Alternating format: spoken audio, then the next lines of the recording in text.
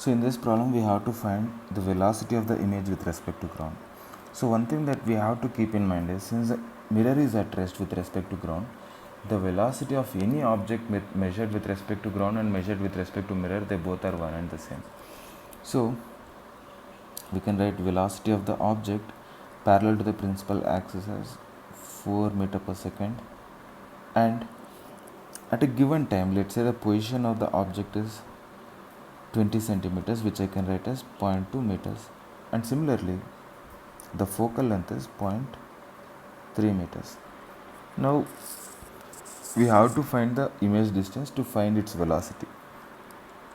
Since the image distance is not given, we'll find that using mirror equation, which is given by 1 by f is equal to 1 by u plus 1 by v.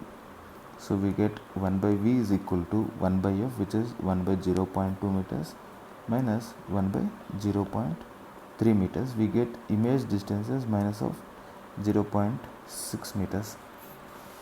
Now the velocity of the image parallel to the principal axis is given by minus v square by u square, velocity of the object. Now we substitute all the values in this equation and we finally get 0.6 by 0.2 whole square into velocity of the object, which is 4 meter per second.